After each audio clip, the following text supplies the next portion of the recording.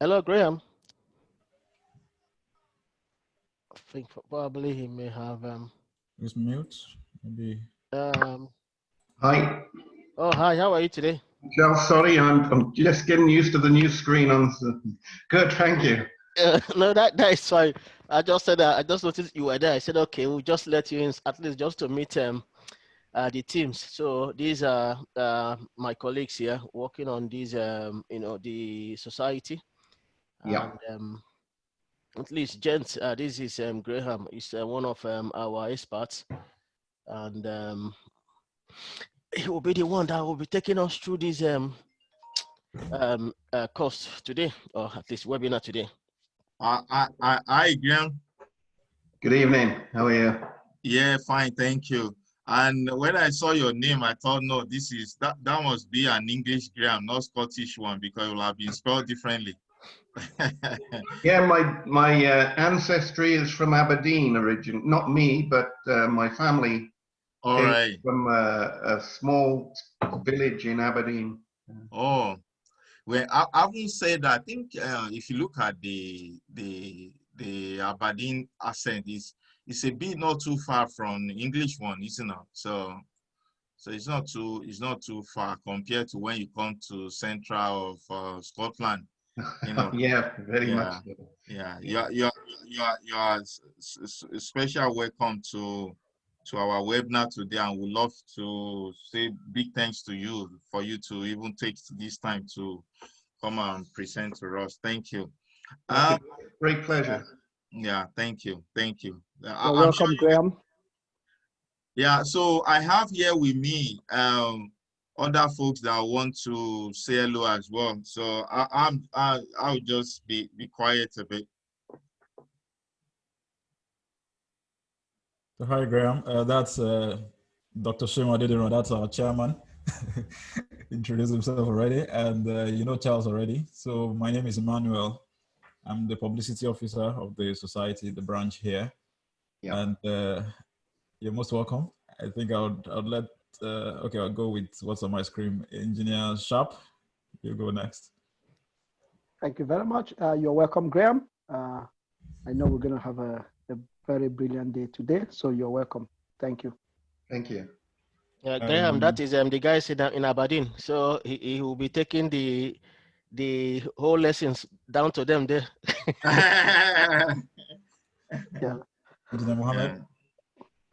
Hi, Graham. I'm Mohammed Bawashu, PhD research student, University of Strathclyde.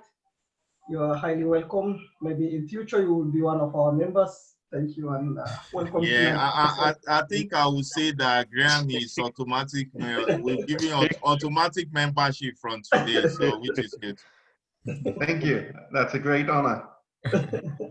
Right, Engineer Kole. Thank you, Graham. You're welcome. And thank you for accepting to attend to us today. Thank you. I think Engineer Fiver is driving, so I'll just. Yeah, so we have other people. Sorry, I'm back. Yeah. Good afternoon, and Yeah. Mr. Graham Mitchell. It's a pleasure, pleasure to meet you. My name is Favor Wadawasina. I work as a principal engineer with ACOM in Edinburgh. Yes. And yes, like some of my colleagues said, maybe you'd be a member of NSC in the future. Thank you. But yeah, we're glad to have you on board, and we look forward to learning from your wealth of knowledge in the field. Thank you. And then Engineer Abon, I see Engineer Abon. You want to unmute yourself and say hello? No? Okay, probably not. That is us. I think that's us, yeah. We have just 3 minutes. Just hold now on for to the next start. couple of minutes. I think. So yeah, so we'll just admit as many people as possible from the waiting room. Okay. Chairman, you're mute. I know you're speaking. Oh, sorry. Engineer Emmanuel, if you don't mind, try to do it in a way that if Graham is talking, you will be the one showing on the screen. Yes, I'll pin the video. I'll pin the video on him. Okay, so Yeah. so that at least so that when he's talking, someone else video will not be coming. Yeah. So, all right, fantastic. Thank you. Anyone speaking will just pin on the person. Magic. Magic. We have engineer Collie here, and I know he's a quiet man. He's introduced himself. Oh, has he? All right. Yeah. It's just Arbon, I think, that has not spoken yet. How about can we kind of having a quick chat, a wee chat, as we say in Scotland, with Graham. If you don't mind, just to introduce yourself. Let's see your face. I know your face is always shiny like a good. Let's see. We don't mind. I'll try this my stuff. Let's see if it works.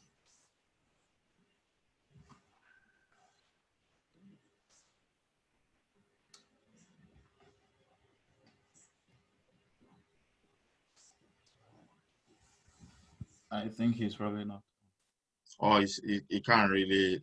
Maybe he's having networking. Okay. Yeah. So I think people are coming in. We'll spend couples of minutes to buy time a bit just to make sure people settle down well. Yeah. I mean, while we are waiting for people, and Grant, we just want to just give you a brief talk about who we are, what the Nigeria Society of Engineers is. I think I would say probably Charles would be the best person to talk about that. Charles, will you mind to just give Graham brief for who we are and just a brief talk about the Nigeria Society of Engineers? Yeah, well, Graham, thanks at least for accepting to, throw some light on this webinar today. Like he did mention, the Nigerian Society of Engineers are a body of engineers from all disciplines, as much as you can think of within the engineering field, electrical, mechanical, civil, aeronautics, and naval architect, as many as you can think of, chemical, all coming together. It's more like a clearinghouse. And obviously, we have the Council for the Regulation of Engineering in Nigeria, which again is similar to the UK Engineering Council here. However, again, the NSC is more like a clearinghouse. This is where the engineers interact. So it's a wider one for engineers to meet. Now, we have this our UK chapter, or rather Glasgow chapter, which is just approved just some days ago. So as a full-fledged branch of the institution, back home in Nigeria, we have so many branches. And here in the UK, we have London, we have the Manchester, we have Glasgow now heating up with, more coming up in the future. So briefly, that is what we are and who we are for the time being. I think that is all for now. So, and in Graham, in addition to what Charles just said, is basically what we do is trying to support a lot of regulation things that is happening in Nigeria in terms of the engineering policy, the skill, do this kind of seminar, and majority of people on this platform, they will be connecting with us from Nigeria today. So just to let you know, from America, from all over the world, from Canada, I have my friend here that, they are joining us from. So it's from all over the world, to be honest. And the whole essence of this is to bring sort of a uniformity to our skill. We can use that skill to develop Nigeria and even contribute to Scotland, Glasgow as a city as well. So that's who we are. We even from next year, we'll be doing a lot of local charity things within Glasgow, and we'd love to have you around even for more seminars to come in the future, even more technical things to come in the future, and we'll be looking forward to have you even again after today. And what we are doing just now is just to make sure we get as many people as possible on the platform so that they are not going to miss much. And hopefully there are a few people that we're expecting today. Then we are looking to have the branch of the London and Manchester, and same as we are looking to have the former the NSC president and engineer Mokolu. So we'll be keeping eyes to see if he's going to be around as well. And our executive secretary of the executive secretary of the NSC too will be looking forward to having him on the platform. So the person that will be coordinating the platform today is Dr. Emmanuel. So I will hand over to you. I'm just trying to do some just to keep the platform busy for now until you are ready. So Dr. Emmanuel, do you mind to just, the ball is in your court now. Let's roll it. Thanks very much. Please, can you confirm if my audio is fine? I'm trying to be sure if my voice is loud and clear. No, we can hear you loud and clear. Thank you. Okay, that's perfect. All right. All right. Okay, so I can let this one free up. Right. Thanks very much. I think we're admitting people in currently. We'll just give a grace of 2-3 minutes. So, and then we start off immediately. So if you just bear with us for 2 to 3 minutes. So very warm welcome to everyone joining us right now. Thank you for coming. It's the second webinar in our webinar series, the Nigerian Society of Engineers, the brand new Glasgow branch. The chairman is going to tell us later on about our the approval, the confirmation of approval we now have from the council on our confirmation as a branch, as a full-fledged branch. If you joined us the last time, we were a pro-tem branch, still trying to see how we get into the mainstream. And today we have good news from on that side. Okay, so 1 more minute and then we kickstart. Yeah. So I'm just thinking that since we'll say 1-2 minutes just for people to get in. So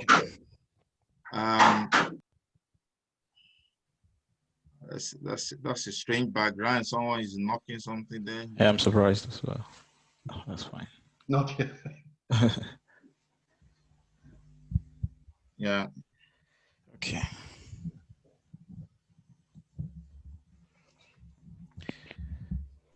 All right, I think we'll just start off immediately. So permission, I'll be recording the session. Okay. Sorry, just a moment. Someone recording already. Can one of the co-hosts help to start the recording? Yeah, I've done that already. So that's all right, fine. great, perfect. Okay, very good evening to everyone, and thank you very much for joining us. It's the second webinar in the webinar series of the Nigerian Society of Engineers Glasgow branch. So yeah, if you joined us the last time, it was Scotland branch, pro-tem Scotland branch, but now we're proud to say that we've got confirmation from the headquarters that we are a confirmed full-fledged branch, and it's called the Nigerian Society of Engineers Glasgow branch here in Scotland in the United Kingdom. And we're welcoming all engineers, Nigerian engineers, and interested engineers that are non-Nigerians from and around Scotland to join us to take this branch to the greater heights. Today, we'll be having the webinar, and the talk is on hazardous area classification in industry and legislation. And our speaker, who is very, very versed in this field, in this area, who will be speaking to us today is Graham Mitchell. He's already with us. And we have some other guests who are joining in. We'll be recognizing your presence, especially we're expecting people from the headquarters. We're also expecting the past NSC chairman who promised to be in our presence today. We'll be having time later on for brief comments from all of them, and we recognize your presence as well.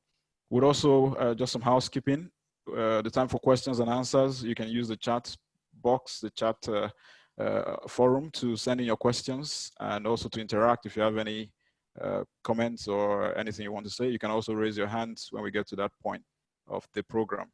And please remember to stay mute at all times if you're not speaking, just to avoid the background noise. So I'll go on to share the program rundown. Yeah, just on the health and safety side, sorry, Dr. Yes. Emmanuel. Yes, please. So just, I mean, we all know this is a COVID time. I mean, now COVID has not gone away. It's still around us just now. And as much as everyone can keep safe, I mean, for us to do their own part and I mean, we just believe that all will be well, you know. So, and also because the seminar could take longer than an hour, just for us to be conscious of, you know, we can always switch over the videos and stretch our back and make sure that we're in good position for health and safety. Just for us to be conscious of those things. Thank you. Very essential. Thank you very much. Especially that we're talking about something related to safety today. We don't want to have any hazards around. Thanks so much. So do try to maintain good ergonomics and stretch yourself around, let the blood flow. It's sunny in Glasgow today, and we're happy that you're still here, especially people from Glasgow, that you're indoor and joining us, or outdoor and joining us. You're most welcome. Try to stretch around and do all of that. So the program rundown will be having brief remarks from the chairman, who just intercepted now, and he will be coming on very shortly to talk to us briefly. And thereafter, I'll be introducing the guest speaker for today, Graham, who is already with us and who is very, very glad to present his talk. And then Graham presents his talk for around about 45 minutes to 1 hour, thereabout. And then I must say it's a very large talk, but he's going to condense it into the time for us as much as possible tonight. And then we'll have the question and answer section, which will be coordinated by my colleague, Engineer Sharp. I'll hand over to him at that point, but keep your questions coming in all through the talk. Use the chat button, the chat box. And thereafter, we'll have some brief announcements. And very importantly, the members of the Glasgow branch, the former Pro-Tem Glasgow branch, the Pro-Tem Scotland branch, all the members of the Glasgow branch.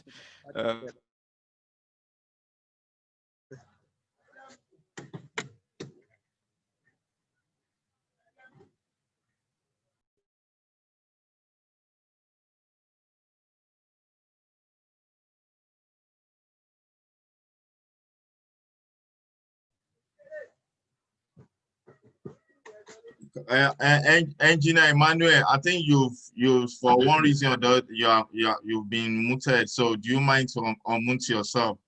I think we've lost a bit of one minute. You must have spoken like 30 seconds. So thanks a lot. Can you hear me now? Yes, we can. Right, I think I was trying to admit someone and probably muted myself there. Yeah, don't worry, we'll sort that one out. Sorry about that. So I was just saying that the members of the Glasgow branch would be behind at the end after the vote of thanks for a meet and greet, and then we'll celebrate the guys who have been admitted as full members very recently, among other updates from the branch activities.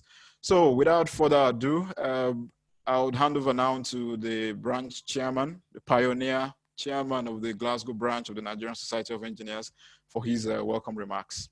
Mr. Chairman, sir. Yeah, thank you, Dr. Emmanuel. Thanks for, I mean, for that's fantastic. That's Tony. Thanks for being being here with us today, Graham. Thanks for all the way from England, where it's always sunny and rainy sometimes, isn't it? Yeah. All right. Thank you. So, I mean, without wasting too much time, and today is one of the a remarkable day for us as a branch, you know, for the fact that we are able to shorten the length of our branch name, remove all these Pro-Tem and all the other things we put in front. We are now the Nigeria Society of Engineers Glasgow branch.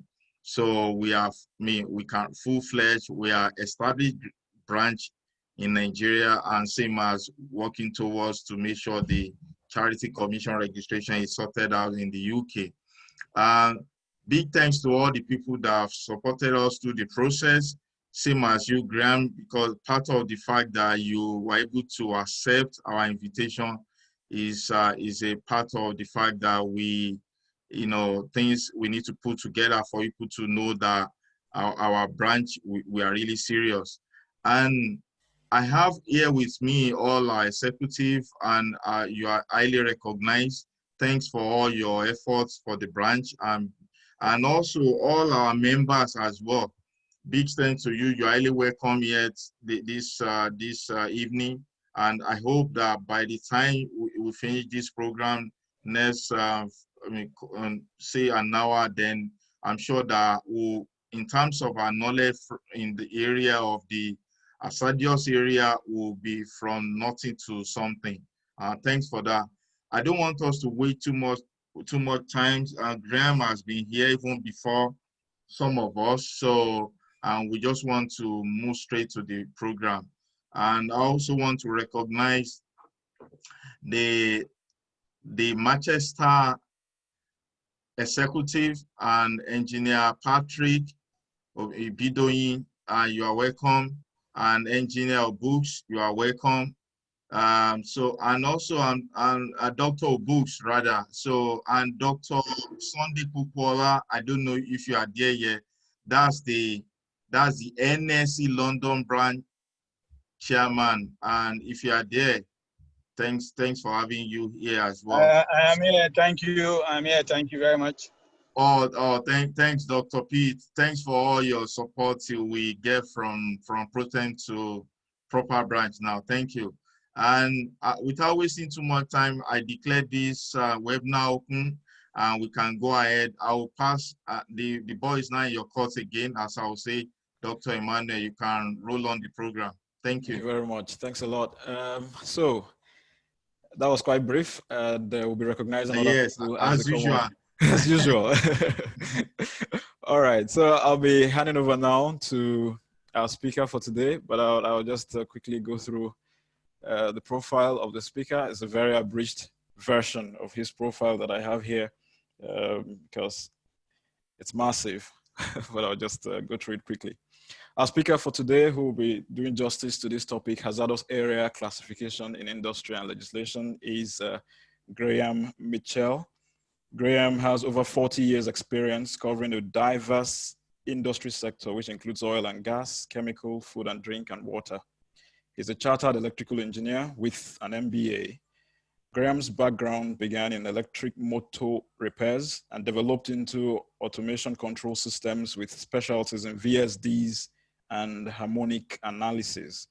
Since 2009, he has been an independent engineering consultant supporting key clients around the world, including the role of associate auditor with CSA Group, IECEX, for the IECEX certification schemes. Graham is also a certified TUV functional safety engineer. And when he does manage to get some spare time, Graham enjoys world travel, good food, and spending time with his grandchildren. I'm going to ask him about jollof rice and some other good African food he must have had. Graham, over to you. Thanks very much. I'll just unmute you and I hand over. If you can unmute, okay, great. Thank you very much. And thank you all out there for having me this evening. It's a great pleasure for me to be presenting this for you. If somebody can allow me to share my screen. Yes, you should be able to share now if you want.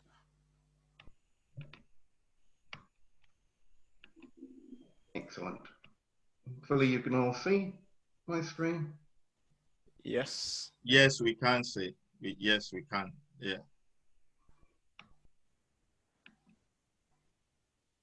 Okay. So perfect. Yeah. Just get rid of some of my slides. Okay. So the presentation this evening is hazardous area classification in industry and legislation.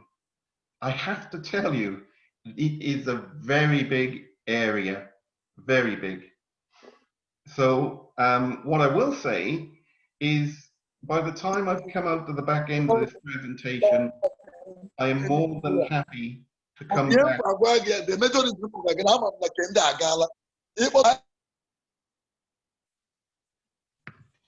Please, can I ask that everyone mutes themselves, please? Thank you. Okay, so I'm more than happy to come back at any time and cover individual aspects of this that you're going to see tonight.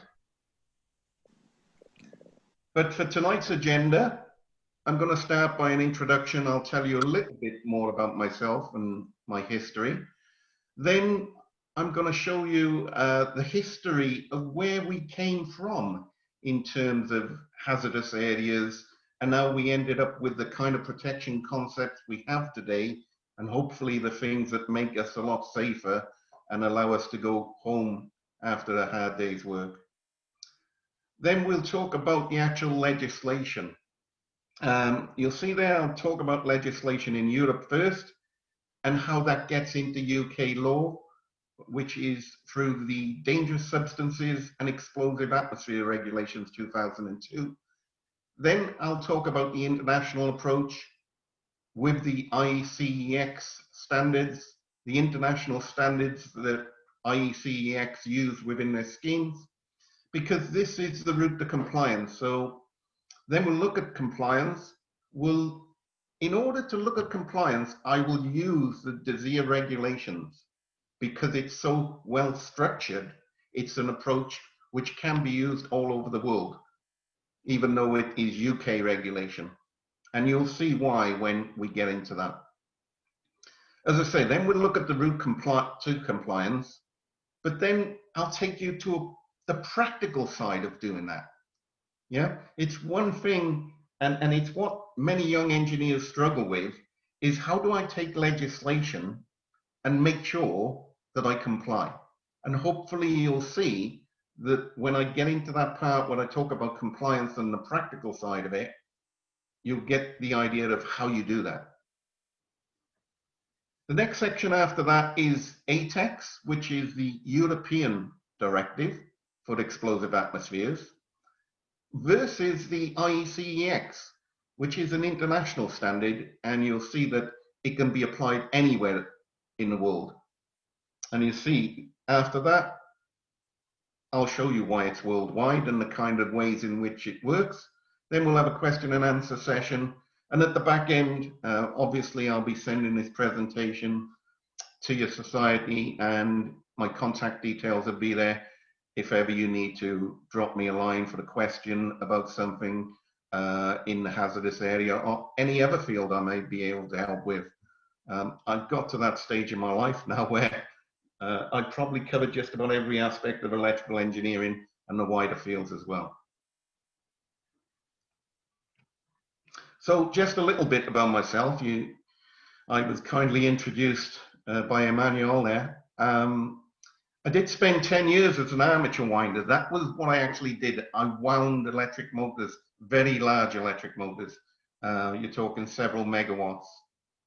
Then from that point, I never wanted to stay in the practical side, but I can tell you, most importantly, the reason why I went on to understand the variable speed drives, the VSDs, so well, was all the things I learned about electric motors when I was an armature winder. It was a great background. So I spent 10 years as a technical sales engineer, and that's where I did really specialize in VSDs and harmonic analysis, and also understanding the legislation for motor control centers and temperaturized testing and aspects like that. I progressed from there to be an operations director, and it was just another step up the ladder in terms of business. In terms of my knowledge technically, that really didn't change at that point. Then for more than 10 years, since 2009, I set up my own independent company as Engineering Support Services, which includes all kinds of things, not just hazardous area, functional safety. I'm a senior HAZOP chair, if you know what all about risk management workshops. And I'm an IECEX and IEC auditor and travel the world, luckily, looking at service facilities and equipment manufacturing for explosive equipment. So that's a little bit about myself. Now, we're going to look at a bit of history. The first one is literally around about 10 miles from where I am currently sat in Wales, which is part of the UK, just to the west of England. It's a little town which actually may have made the international news because it's just been put into local lockdown for COVID. You may have heard a lot of the UK has been put into local lockdowns instead of national, and Caerphilly was one of the first areas in Wales to be put into a local lockdown. In terms of the disaster, it is still one of the worst, if not the worst, mining disaster that ever occurred. And it was all the way back in October 1913. It killed 439 miners and a rescuer. As I say, it's the worst mining accident in the UK, and it probably ranks up there as one of the worst in the world. What it boiled down to was an explosive gas atmosphere consisting of methane and hydrogen. Doesn't get a lot worse than that. You're underground, you have methane and hydrogen. And unfortunately, the explosion was probably caused by an electrical spark. And this was one of the reason why I put this up on the screen. It was one of the major inputs to electrical safety that led in the UK to the formation of people like BSEAR, which in the UK and even worldwide became some of the forerunners of explosion protection of electrical equipment. The worst thing about this actual incident is that if any of you out there are familiar with coal, you'll have a lot of coal dust. So unfortunately, once the first explosion gets triggered, it will raise the dust layers all around into a cloud, which will then ignite, which will ignite further dust layers. And so it goes on. So it was actually, as you see there, a series of self-fueling explosions. With every history incident I'm describing, I'm just going to put up a bit of a clip. That is an actual picture of people waiting outside the mines. And there's a very old famous film in the UK. That's what used to happen. You know, this is long before social media. They would ring the church bells and they would know the alarms would go off in the mines, and all the local people would instantly run to the mine, gather around, waiting for news of their loved ones. And that's what you see there. Water industry. Don't know how many are out there work in the water industry. For the general public, they don't realize how dangerous the water industry could be. And the worst incident we've had in the UK happened in 1984 when a group of 44 people, many from the local parish actually, were visiting a local pumping station in the northwest of England in a place called Abbeystead. They were looking at it from a general public point of view. You know, when pumping stations or any construction goes on, you have to liaise with the public. And unfortunately for them, they were in the wrong place at the wrong time. Little did they realize that when they started the demonstration to pump water from one river to another, that they were actually dragging in migrated methane from the ground surrounding area. The methane got into the pipe, it traveled, pushed by the water into the valve house, escaped, and again, the explosion itself, in terms of what caused it, is not totally determined. However, in those days, you were allowed to smoke. And they do believe that it was probably from lighting a cigarette that triggered the explosion. And as I say, 44 people were assembled, 16 actually died. Nobody left there without being injured. And you can see why. That is the roof lifted off the pump house, the valve house itself. It was blown away. More recently, you probably all heard of this one, 2005, Texas City, BP Texas City, when a hydrocarbon vapor cloud was ignited. That killed 15 workers, injured 180 others, and severely damaged the refinery. And that was the devastation. In this case, they believe that the ignition source was actually somebody's engine running, a diesel engine running on a truck, and the vapor cloud reached that ignition source. And so it engulfed the entire area. Now, finally, This one is a very important incident. It goes back to July 1976, when a bursting disc on a reactor vessel at the IECEX plant, chemical plant in Italy, 12 miles outside Milan, in a place called Seveso. It ruptured and released a highly toxic substance into the atmosphere. And as a result of that, 3,300 animals died. Strangely enough, no human deaths were reported, but there were long-term health risks, which included increased risk of lymphatic cancers and breast cancers. Several pregnant women opted for abortions at the time, and there were other complications as well. The reason why it is so important in terms of legislation is this incident and the subsequent investigation led to what became known as the Seveso Directive, which actually was the forerunner and led into IECEX and subsequently DSEAR. So it was this very incident that started the European legislation that many of you will now know as IECEX. And DSEAR is the UK legislation that enacts IECEX in the UK. And you can see the devastation of the plant there. And some of the local animals, unfortunately, that were killed, as I say, 3,300. It was a horrific incident. So that is the kind of thing we have to deal with in terms of incidents.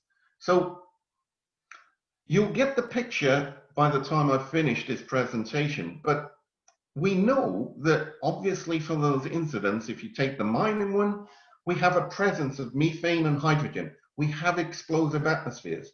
Unfortunately, in our processes, there will always be times when we will have those hazardous areas. So what we need to be able to do is to work in them safely. And in terms of equipment, this was one of the earliest developments, and this was for the mine. In 1815, Sir Humphrey Davy invented the Davy lamp. Now, many of you may have seen these.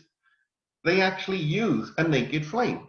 A naked flame is obviously an ignition source, and yet what Sir Humphrey Davy was able to do was to build a very fine mesh around the burning wick, such that the flame would not propagate through the stream.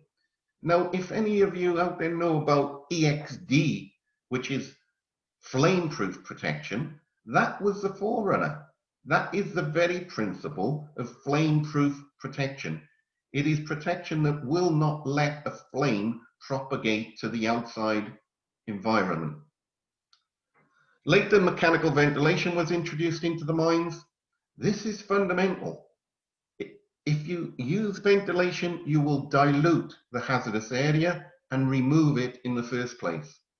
And you'll see then that since 1912 and 1913, there were two disastrous mine explosions which were traced, as I said, to mining signal bells, one of them being the mining disaster at Caerphilly. Even though they were using 12-volt DC bells.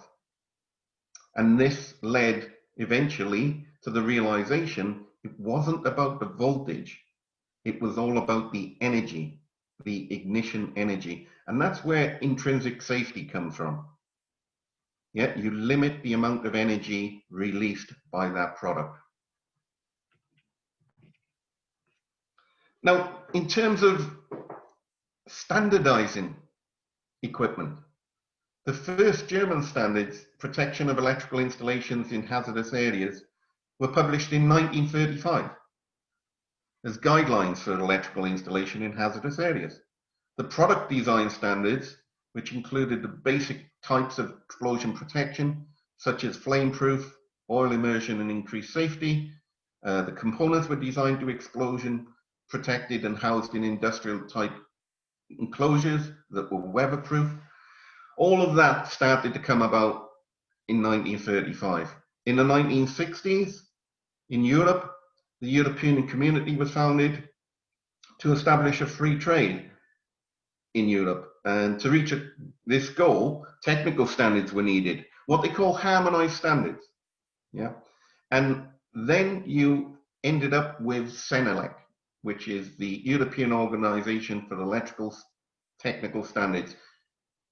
These are some of the biggest standards out there in international standards. The early forerunners of all the explosion protection standards we got today were the likes of EN 50014 and EN 50020, and they were published in 1972.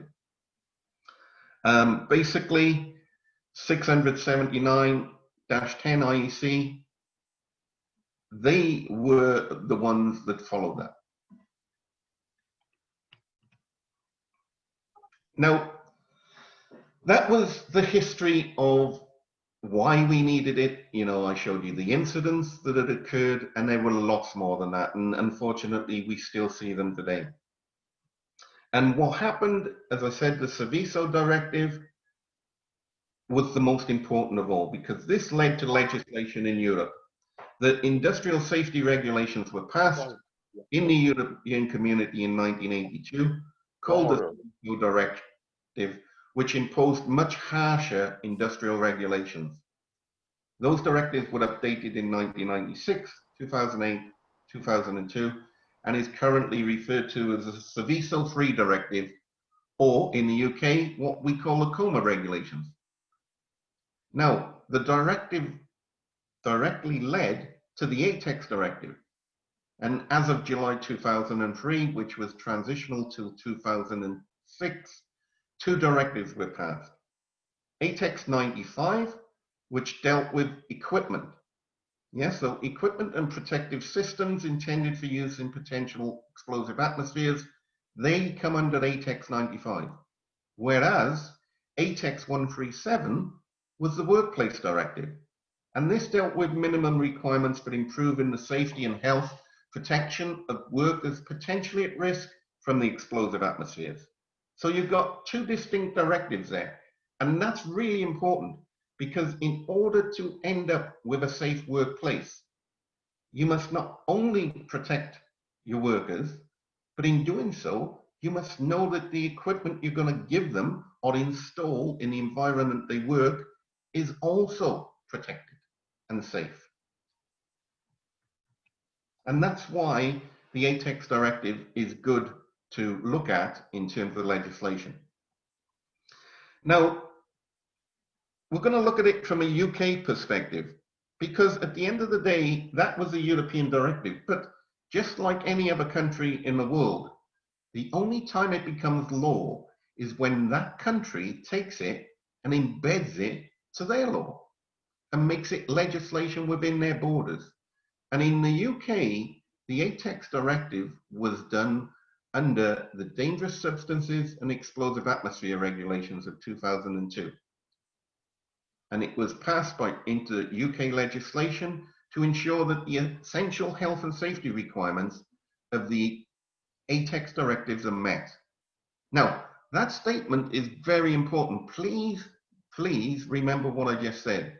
The IECEX directives, in terms of DSEAR, all you need to do anywhere in the world, actually, if you were following IECEX directives, anywhere in Europe anyway, is to ensure that you meet the essential health and safety requirements. It doesn't mean to say you have to do everything that the IECEX directive says. The next statement there is from the Health and Safety Executive in the UK, which is what we call an approved code of practice. And it's their ACOP, as we call it, L138. And that is the Dangerous Substances and Explosive Atmospheres Regulation 2002, set the minimum requirements for protection of workers from fire and explosion risks related to dangerous substances and potentially explosive atmospheres. The regulations apply to the employers and the self-employed at most workplaces in Great Britain where a dangerous substance is present or could be present. Now, what you see there in that one slide, you see European law being taken into UK law, and also what we call an approved code of practice. And when we look at law, when people often say to me, well, Graham, is this law? Must I do this? Well, unfortunately, the way in which the law works, it looks all the way down to even the levels of what they call what is best practice. And believe me, in the UK, a health and safety executive approved code of practice would transfer into a court of law. So if you didn't abide by that, then you're going to be in the dock, as we say. You're going to be up in front of the judge. Now, in terms of international approach, well, it's built on international standards, the likes of the ISO and the IEC standards. And yet, actually, I mean, I work worldwide, and believe me, there are many countries out there that will even follow the IECEX, European law, because they don't have their own. I'm sure everybody out there may be shouting at me now because I'm moving on. From what I understand, in Nigeria, you have the 1964 Explosives Act and Explosive Regulations of 1967. And you see, I've got a question mark there because that was all I could find. But they are all built around the international standards. And as we move forward, you'll see what I mean by that. So I was asked about IECEX. Now, IECEX is a specific part of the IEC that deals with explosive atmospheres. And they have a certification system which offers a global framework for equipment, repair facilities, or personnel competence in this field, i.e. the EX field. And the objective of that system is to facilitate international trade in equipment and services for use in explosive atmospheres while maintaining a required level of safety. And in doing so, it reduced testing and certification costs to the manufacturer. It reduced time to market. You have international confidence in the product assessment process. There is one international database. So every person who goes through a personal competence scheme for IECEX will be listed on a database. Every piece of equipment, which is IECEX certified, is on their database, which anybody can access. All the information to assure yourselves that you have a safe piece of equipment, and everything you need to know about equipment will be on their database. And that's why they maintain international confidence. And if you want to know, as I say, these slides will be distributed, and there's some information you can get on the website. Now, international standards.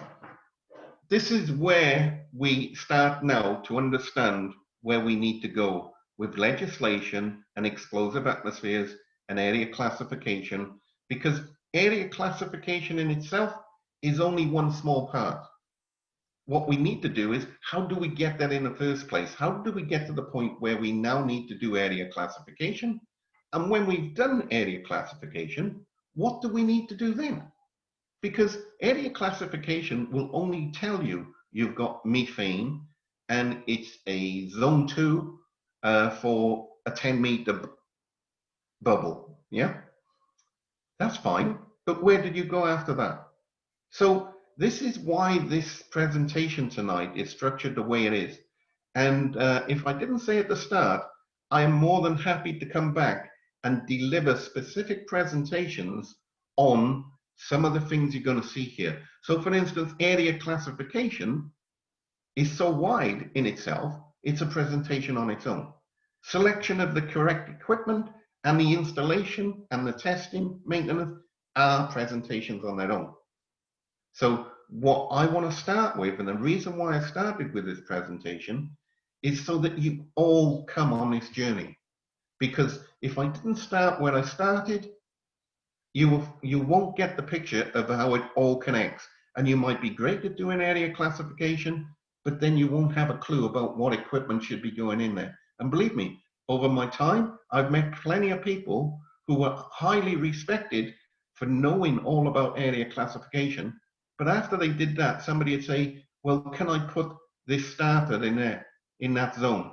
And they wouldn't know the answer to that. Now, I don't want any of you out there to be like that. I want you to understand the full extent of this area. So in terms of the area classification, and we're looking here at the IEC 679 series of standards. And what I would say to everybody out there is I would use the international standards. That is where you should start. And for explosive atmospheres, it is part 10-1 for gas. This is explosive gas atmospheres. And then for part 10-2, which is explosive atmospheres, classification of areas for explosive dust atmospheres. Now, the next line behind those, you're probably looking at and thinking, what does he mean? Now, I can tell you there is a whole series of standards for EX, and they are things like 679-0, which is the basic principles of protection, because they're all protection standards. I talked about the mining lamp, which is EXD, which is flame-proof, and that is part 1. Then you have things like part 7, which is EXE. You have part 15 EXN, which is now lapsed, and EXE is embodied what once was EXN. You've got intrinsically safe, which is EXI, which is part 11. Then you've got dust, which is covered by part 31, which is EXTD. And then you've got pressure. You have an absolute abundance of protection standards alone. And on top of that, you have installation standards, you have maintenance and repair standards, you have inspection and test standards. And this is what I said about the subject being so big, yeah? Because what you need to do is what we're going to see shortly. As I said, where do we start? So if we look at the DSEAR approach, which is the dangerous substances and explosive atmosphere regulations, placing duties on the employers to assess and eliminate or control the risks from explosive atmospheres in the workplace. And that comes from the UK Health and Safety Executive. Now, in terms of key issues, so under the total regulations, they have a number of regulations. And the important ones for us are these. Regulation 5, a risk assessment. This is where you start your journey. You must, where a dangerous substance is or is liable to be present at the workplace, the employer shall make a suitable and sufficient assessment of the risks to his employers that arise from that substance. That is the start point. So the first thing we do before we get to the actual area classification is we have to look at the materials. You know, if you're working in oil and gas and you're working on a cracker plant, you are going to be surrounded by all kinds of hydrocarbon substances, vapors, mists, yeah? You have an abundance of them. If you're just working in water, you'll get the likes of biogas. If you're working on IECEX plants in water, you get hydrogen, yeah? You will get dust explosions from, if you've got enough of it, from polyelectrolyte powder, yeah? So in the first instance, you do that risk assessment. Once you've done that, for all of us, Regulation 6 becomes a little difficult, because what you should do, like every other risk assessment out there, you should look to eliminate or reduce so far as is reasonably practicable, right? The problem is we work in processes pretty well developed, and as a result, we can't eliminate many of our substances. Regulation 7, places where explosive atmospheres may occur, then the employer shall classify. Regulation 7 is the one that deals with area classification.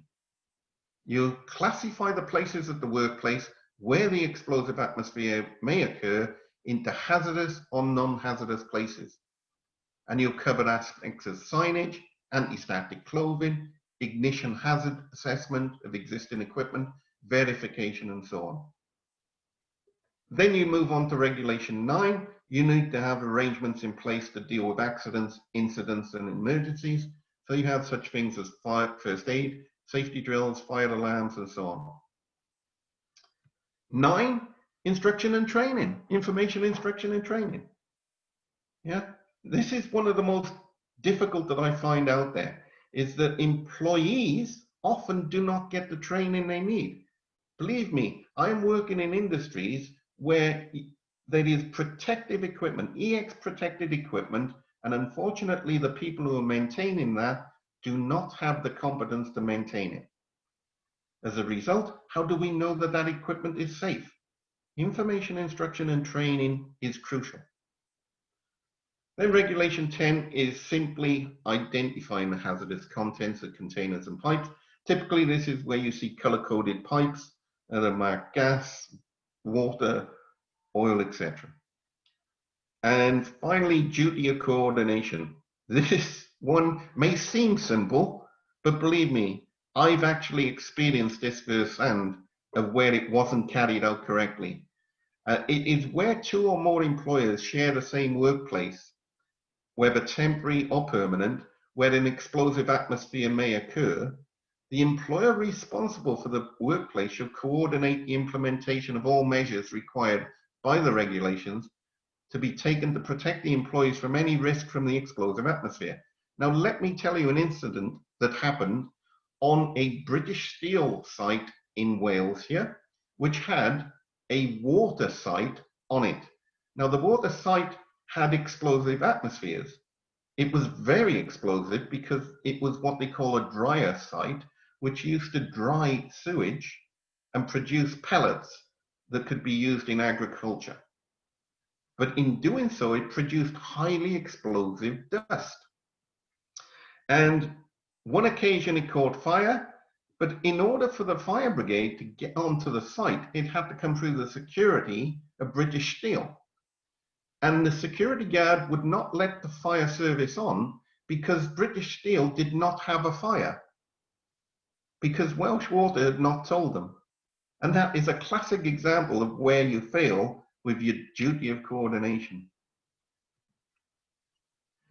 So how do you get to comply? The route to compliance, you've seen what you need to do, but how do you get there? So the first thing, as I said, is assessing the risks. Identify the dangerous substance in the first place that's present in the workplace. Identify the activities that involve those dangerous substances. And then identify how those substances and activities can create potential hazards. So for instance, when you're moving polyelectrolyte powder around in the water industry, it's the transportation and the movement of it that creates the explosive dust. Normally, if you leave it be, it's in such large molecular format that it doesn't produce a combustible dust. Unfortunately, when you move it and you get a grinding effect just through simply handling the product, it can produce a lot of fine particle dust, which will ignite.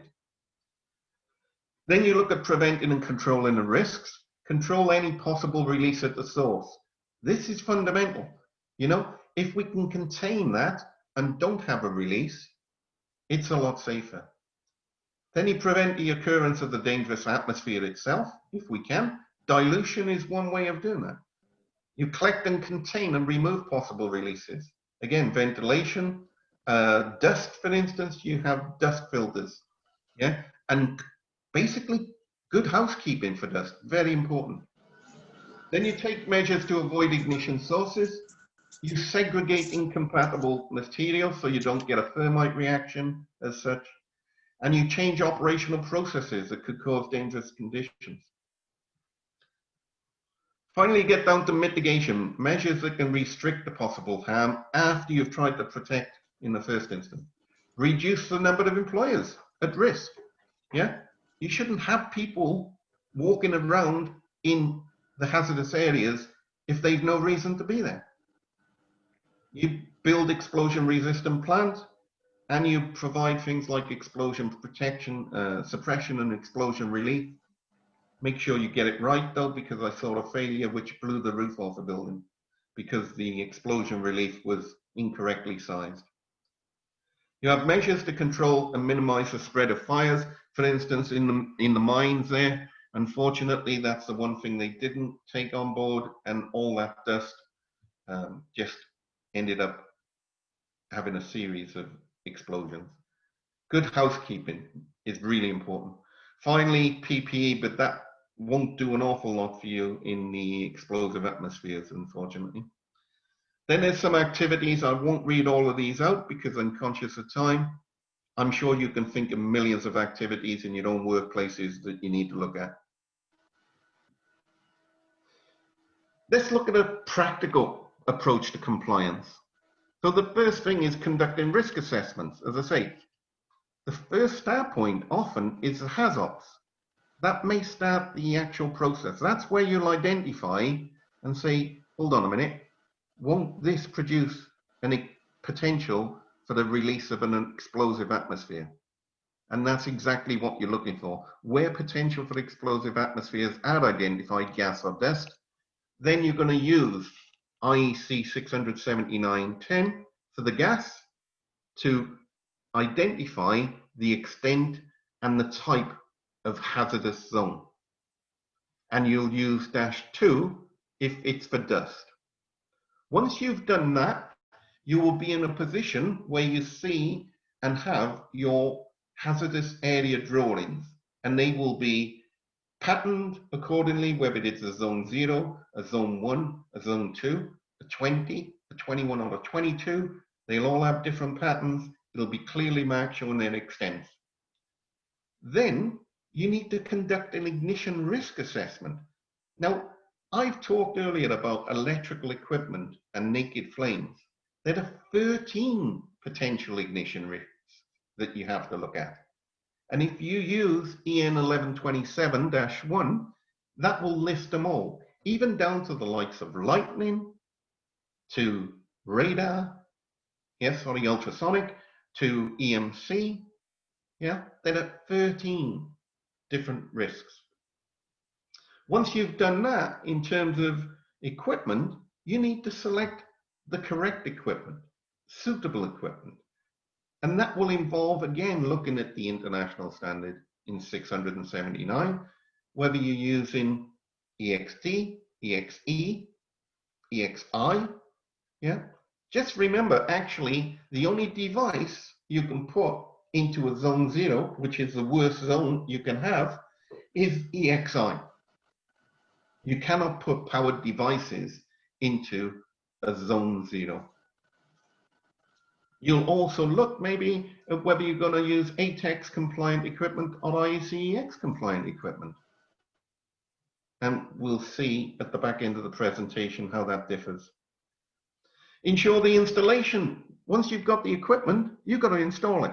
So you need to make sure your installation is compliant. For the electrical, it's part 14 of the international standard. Once you've installed it, what do you do then when you want to maintain it? You're testing it. Yeah, so you have part 17 for the electrical installations, inspection and maintenance. And if you're taking it out to overhaul and reclaim certain parts of it, you'll follow part 19.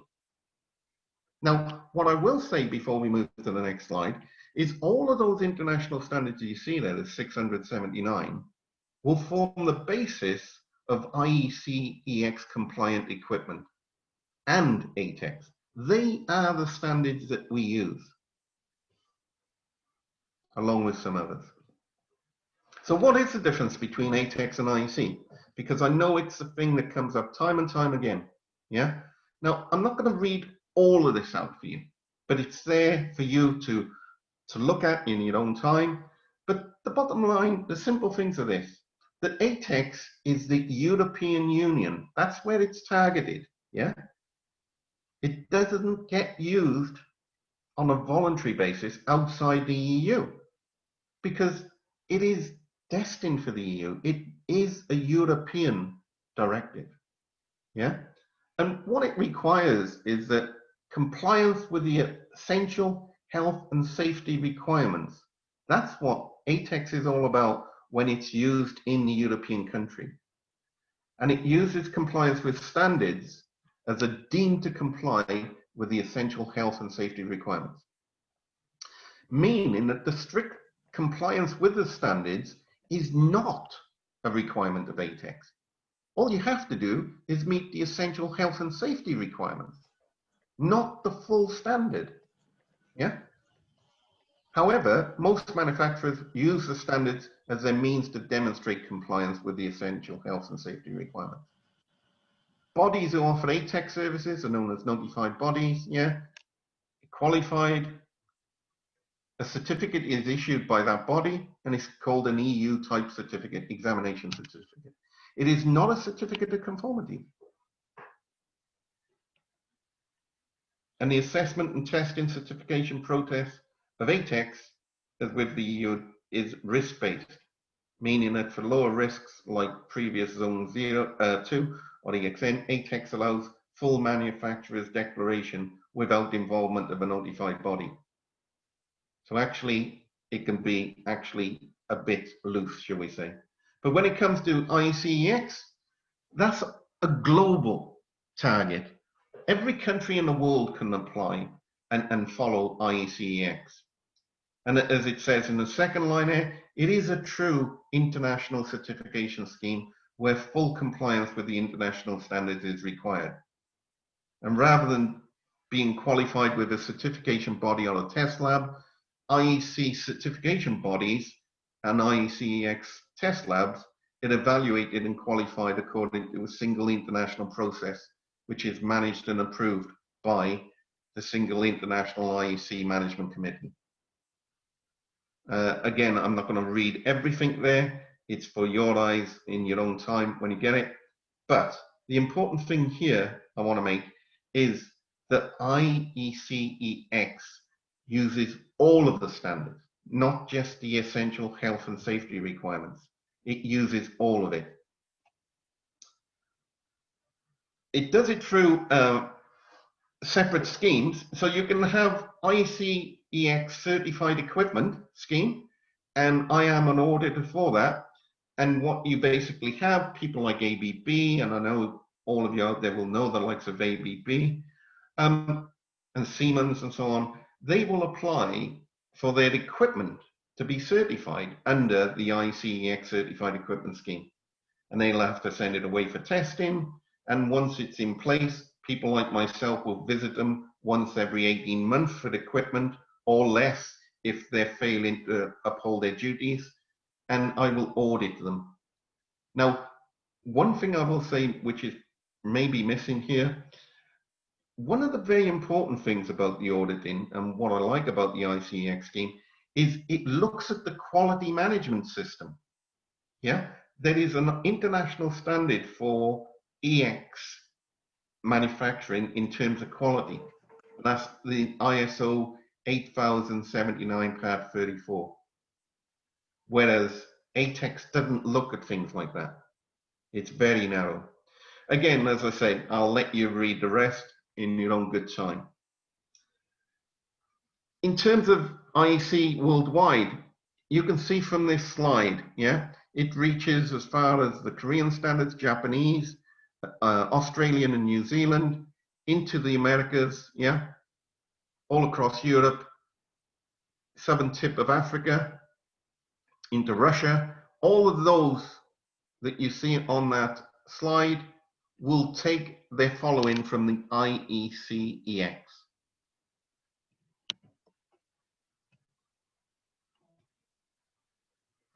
And that, for this evening, I talked for about 45 minutes now, that's all I want to take you through.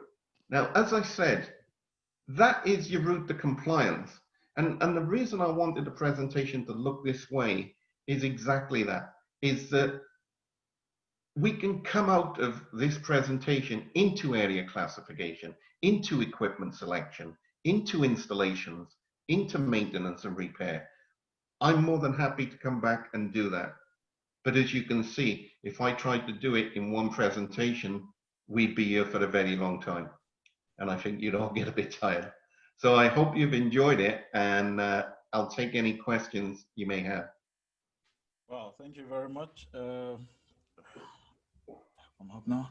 A very, very wonderful presentation there. A very big thanks to Graham for condensing this very big body of work into That should be just about 40 minutes or thereabout. You're a great teacher, I think.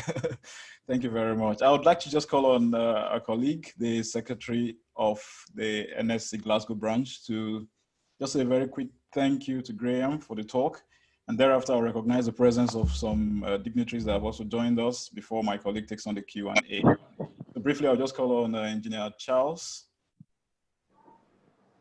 If you're there. Thank you very much, Graham. Thanks, everyone who have managed to join us this evening. It has been a kind of a long awaited area of discussion, truly, because I have a couple of colleagues from DPR and NMPC.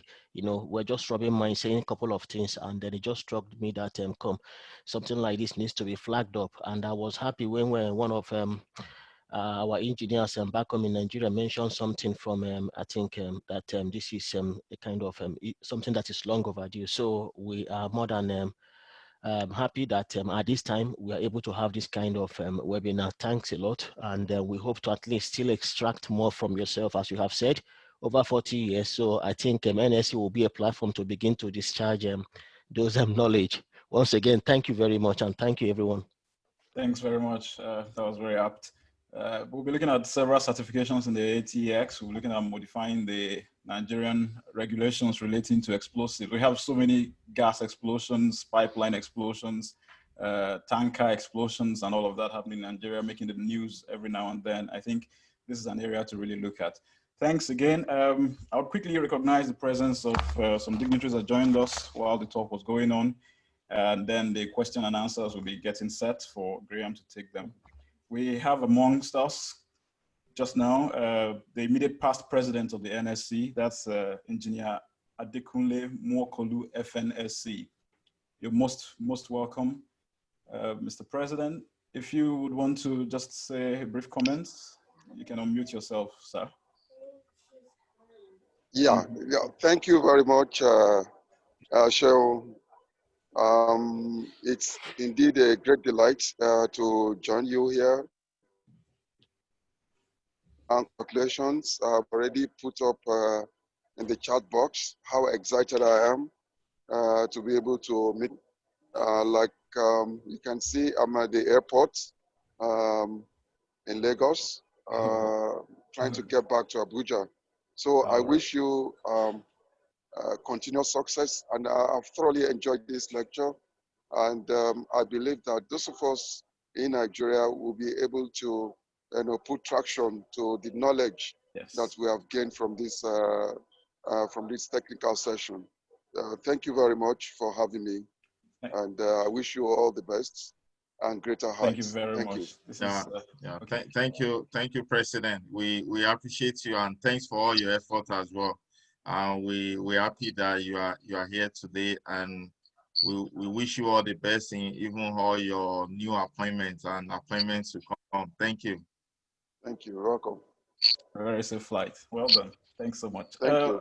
We also have among us Engineer Professor OES Ajani, FNSC, is the National Chairman of the Nigerian Institute of Environmental Engineers. That's my own national chairman. And this is a very, very wonderful topic for us all. And he has mentioned that in the chat. So Engineer Professor Ajani, if you want to unmute yourself and just say some brief comments, you're welcome to do so.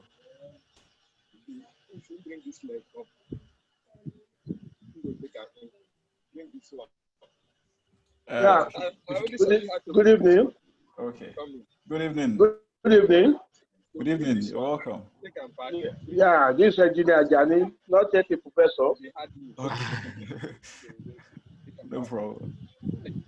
As an engineer, I'm proud to have been part of this program. You have made my day. The topic is so relevant to my division. We are going to partner with everybody that comes up with anything that will improve the environment. So extend my love to everybody over there, and we are happy that this has happened at this point in time. Welcome. Thank you very much. Thank you very much, Engineer Ajani. Sorry about the title, but that's a good one there. Hopefully, we'll take this up from now forward with the division, so we can see how we get this into practical work in Nigeria. I also would like to, recognize the presence of the baby as well. We want to recognize the presence of Engineer Dr. Dayo Hefziba Oladebeye. Sorry, I hope I got that right. FNSE. He's the rector of the Federal Polytechnic at Do-Ekiti, Ekiti State. You're most welcome. If you'd want to say anything briefly, you can actually unmute yourself. You're most welcome to do so. Engineer. Thank you. Thank you, Emmanuel. You're most welcome. Yes, I was, and I just saw the invitation, and I decided to join in my car, listen to the lecture. Very interesting. Okay. Yeah, I think he's having some audio problem there. That's fine. Yeah. Thank you very much for being part of the program. We recognize the presence of everyone. At the last count, we had people from Maiduguri, Borno State, from Ibadan, Oyo State, Port Harcourt, Yenagoa, Jos, all around Nigeria represented, all around the UK and every other. Can I say something? My name is Ademola Olorunfemi.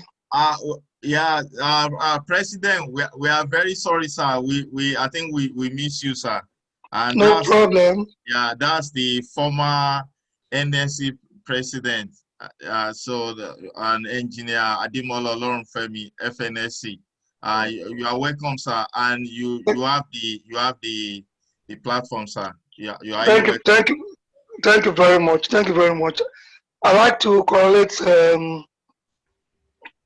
the brand new branch and everyone, all the ESCO and the members for this dimension.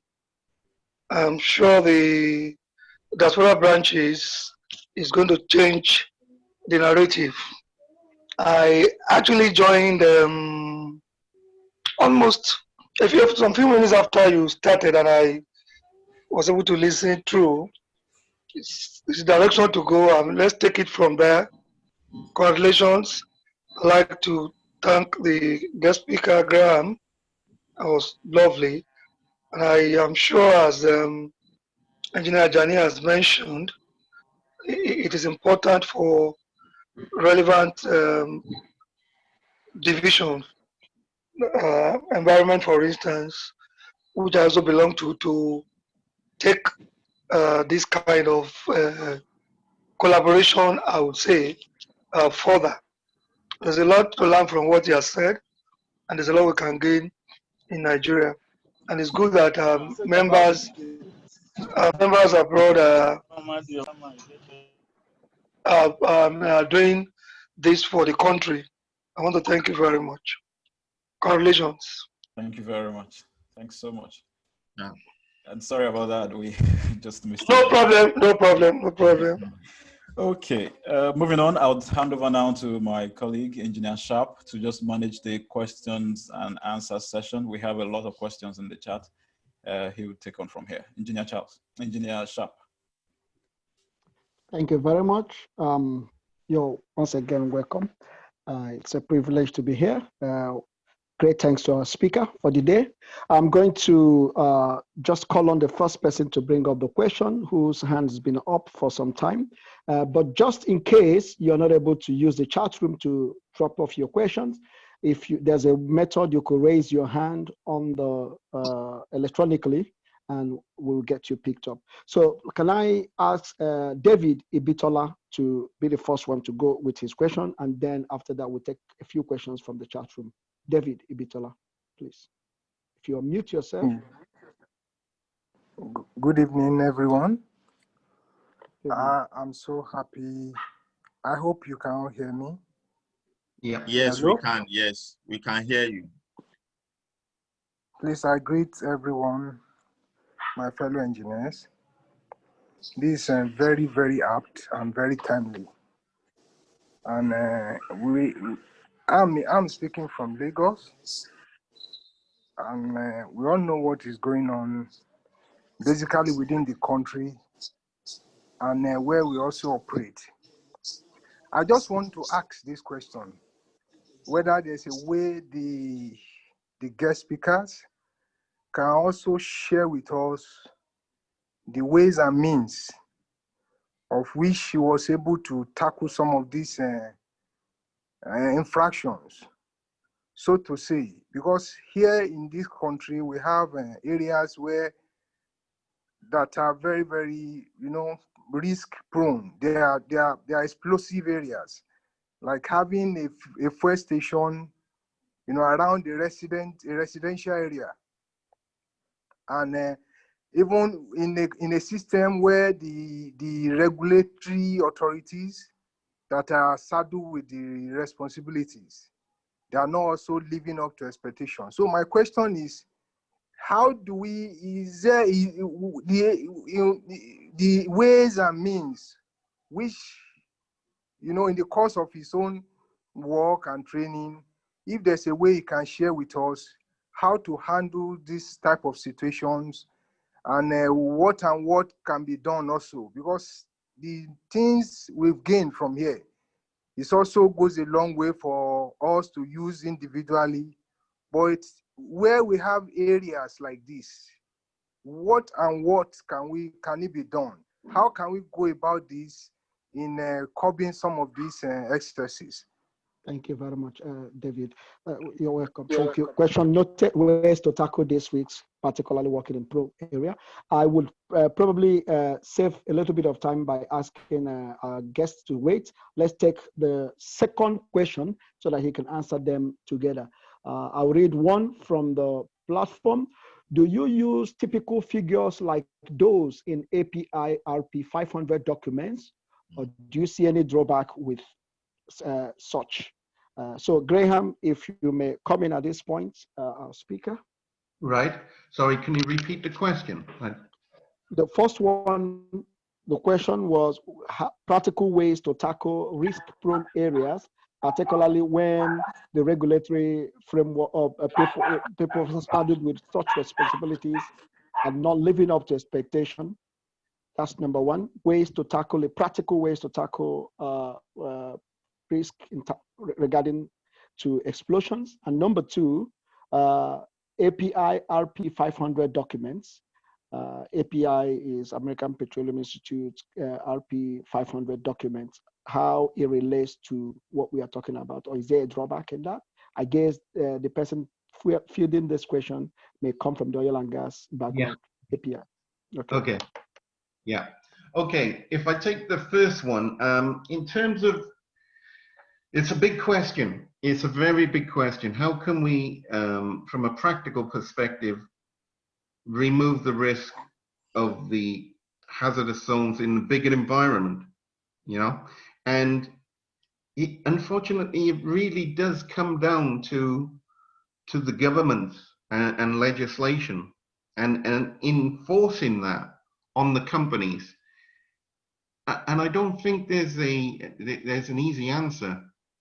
I mean, if you look at not just Nigeria, but if you look at worldwide and the damage that companies like BP has caused in the last 5-10 years, I use BP Texas City as an example, but we also had the Gulf issue as well out there with the horrific environmental damage. And ultimately, it doesn't stop the incident. I mean, they will be fined, and they were massive fines. They have to sell off assets to pay the fines. But it doesn't actually answer that question which I've been asked. And unfortunately, because it still doesn't stop it happening the next time. The only way is for societies like yourselves, to grow and to put pressure to be better than what we are. Put pressure on the government. That's all we can do and keep doing. In terms of all the practical side, in terms of risk assessment, why would you not build a plant in this particular vicinity? These are the kind of things. Planning permissions, planning regulations. That's, again, it comes back to governments, yeah? environmental pollutions. So the Seveso directive that I talked about led to, actually, I did go over it, the COMA regulations. COMA regulations are aimed at trying to avoid environmental damage in all aspects. Yeah. So as engineers, all we can do is try to gather strength, to try and do the very best that we can through societies like we have here, that I've been lucky enough to present to, and to take that at the very top back to our governments, yeah, to support our governments and say, look, we can do this the right way. Yes, sir. Okay. Can I ask everyone to mute themselves, please? Thank you. In terms of the API-RP 500 regulations, that question is that actually the IEC, they are international standards. The API-RP 500 regulations and codes used in America. We in the UK and further have a similar document. We have the Energy Institute, what used to be the Institute of Petroleum 15 document, and that was specifically for hazardous areas for petroleum installations. It would look at things like fueling stations, transfer jetties, rail stations, every aspect of the petroleum industry was covered under IP15. And that API-RP 500 is a very similar document, yeah? So what you end up using is down to yourself. And again, it comes down to what is required under legislation. So you can use the international standards supported by industry-specific codes and regulations. And this is the thing that is a layer after layer of standards, best practice, approved government documents. You have to embed all of those. But if you start at the international standards in the first instance, you won't go far wrong. Yeah, but I'm not saying you should throw away the APIs, the RP500s, and the IP15s. They actually work together with the international standards. Okay, thank you, Graham. Right, we'll take two more questions in a go as we try to fight with time. Here are some comments on the chat room.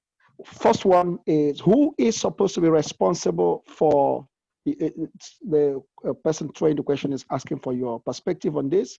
Who is supposed to be responsible for this implementation of this safety hazardous classification in particular? Is it the safety engineer or the electrical engineer?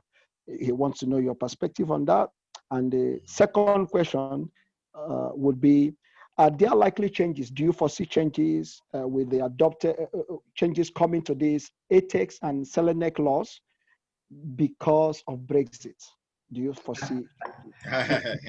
I knew that would come up tonight. Yeah. Okay. So if I take the first one, who is responsible? I mean, your guest has given me a choice between a safety engineer and an electrical engineer. Let me start at the very top.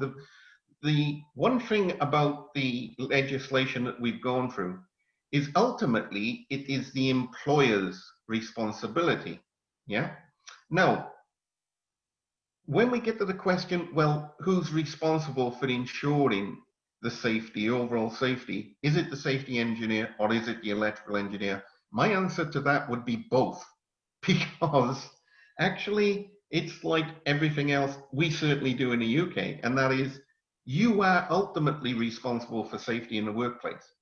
Yeah. Now, maybe I can answer it from a European and a UK law perspective, and that is that the process I took you through tonight in terms of route of compliance in Europe, and it's kind of been adopted in the UK, they produce what they call an explosion protection document. I haven't covered that tonight because, again, it's a bit of a topic in its own right.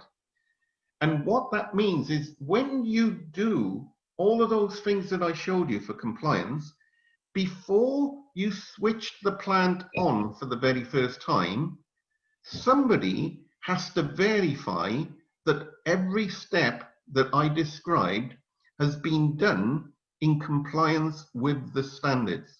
Yeah. And that person signs a document. It's called, he verifies it. And when he signs it, ultimately it is that person, not by title, who signs that document. He's the one who has said it's safe to turn on. So actually, unfortunately, in terms of the question, what I would say is it could be either of them if something went wrong. Depends where you are in the world and how you've implemented your compliance. Yeah. But as I say, in the UK, which comes from Europe as well, they have this verification process. And it is the, as we call it, the bottom line. You sign on the bottom line to say, I have checked everything, I've verified everything, it is safe to turn this plant on.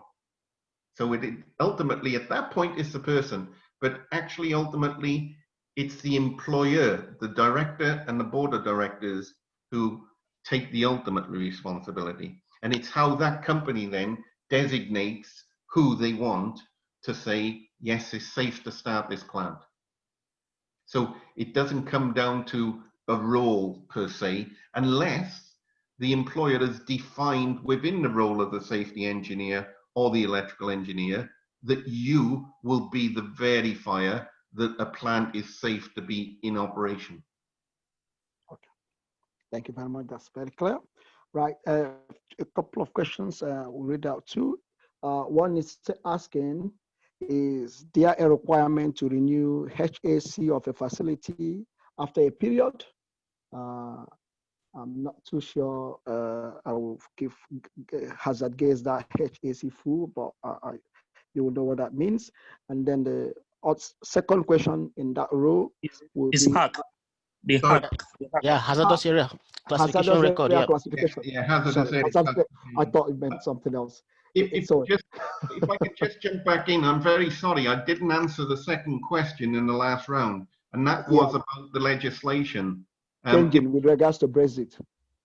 Yeah, so in terms of regards to Brexit, IECEX, if we just forget that Brexit ever happened or is going to happen, yeah, because I don't think it will have as much influence on what happens going forward, because I think going forward, the momentum was already there for IECEX to become the global accepted standard. Yeah, that's my belief. And that's without, before we even voted on Brexit, I believed in time, everybody will follow IECEX.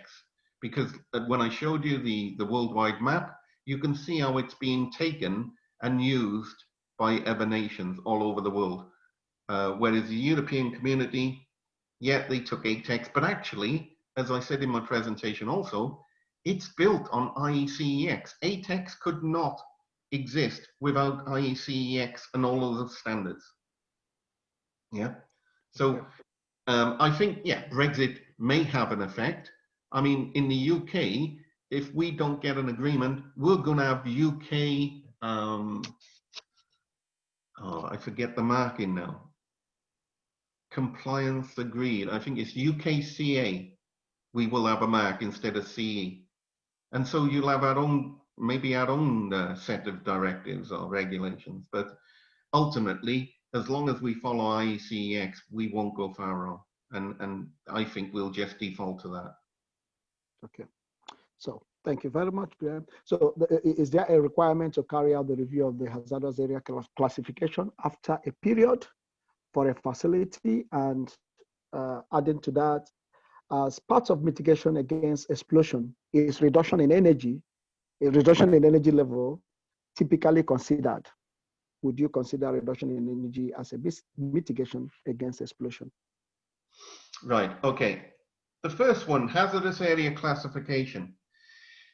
There is no set time that you would do it. However, if you modify the plant, if you change the process, yeah, at any time like that, you then need to review it.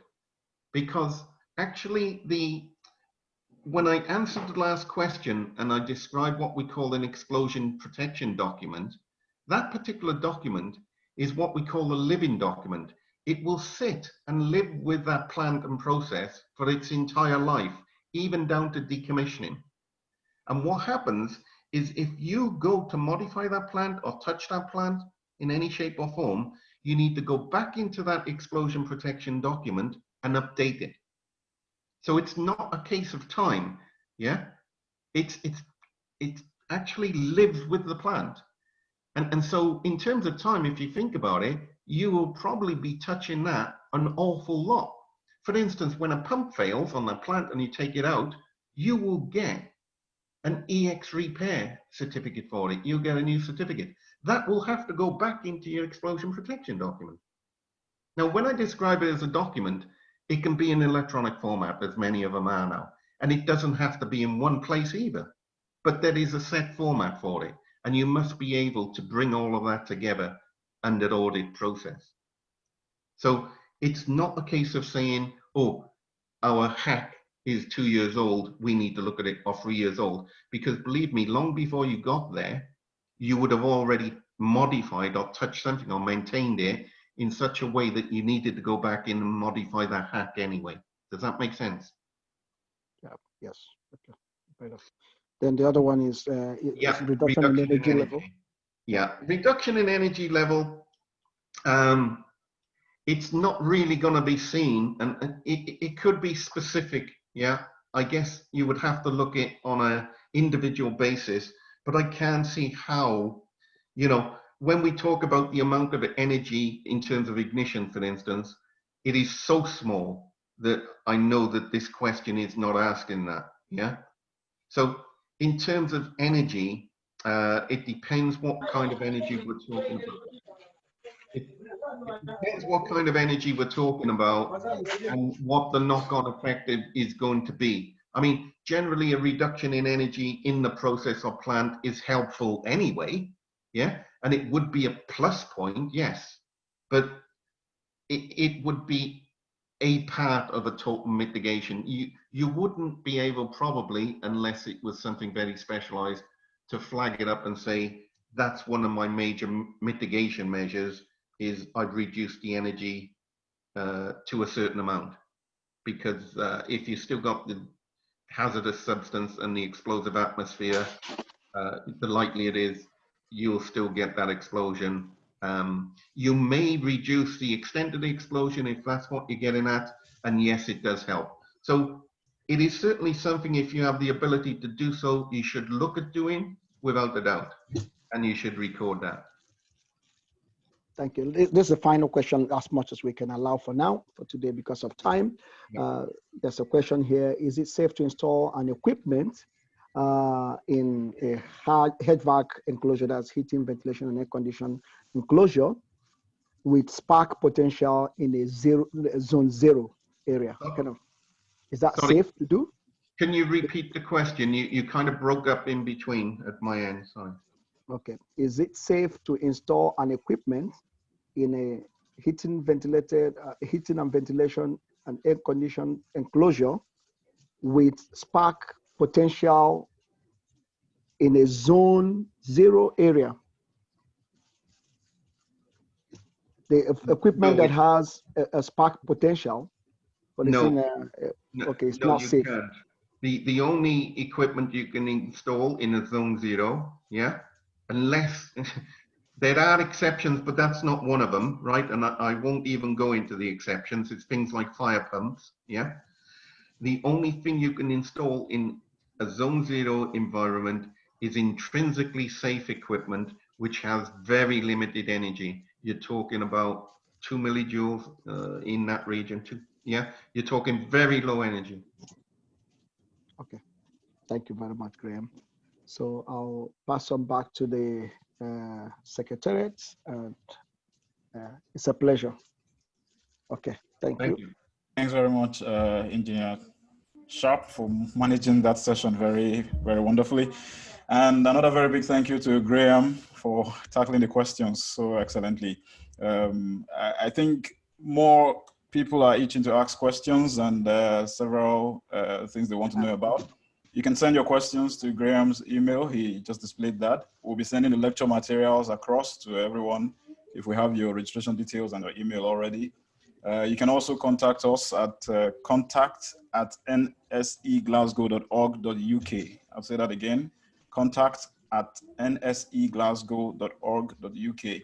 And we will get in touch and follow up with whatever question or inquiry you have following up from this. Thanks very much once again for that. I'll just go through announcements quickly and then we wrap up finally. By way of announcement, we have another webinar coming up next month. We had one last month and this one has been successful, very wonderfully. I'll just call on my colleague, Engineer Fiver, to talk us through this one very, very quickly. 1.5 minutes, Engineer Fiver, or less. I'll try and keep to the time. Thank you, Engineer Emmanuel. Yes, like Engineer Emmanuel mentioned, we've got another webinar coming up, and that's the next confirmed one. So it's on high voltage direct current for supporting internet, energy internet and energy integration. It promises to be a very exciting one, as we all know. The power sector in Nigeria is... Engineer Fiver? Apologies for the sound. Engineer Fiver, I think your network is, your There's network. a lot being done and there's a lot of us just...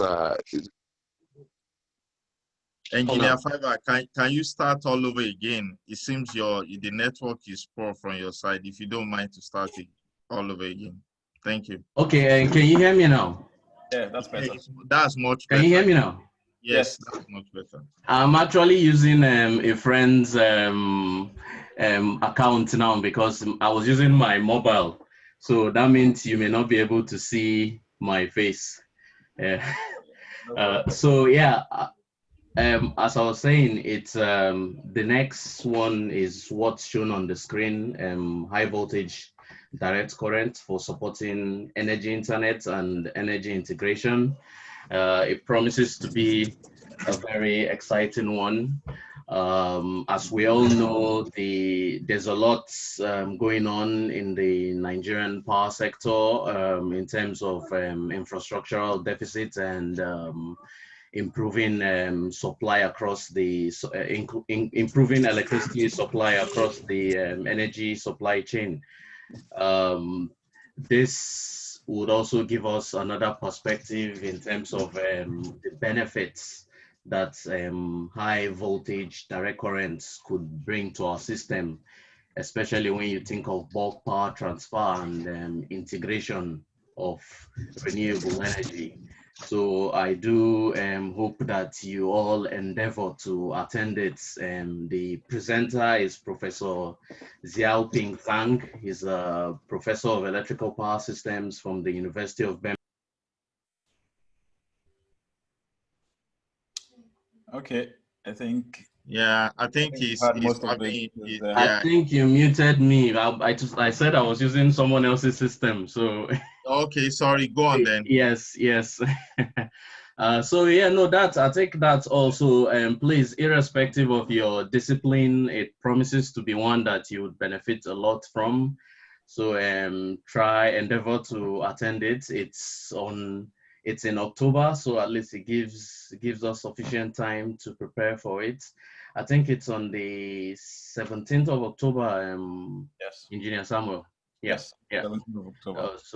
So yes, and we've also got our partners from the IEEE helping us with the publicity. So yeah, please do attend come the 17th of October. Thank you very much.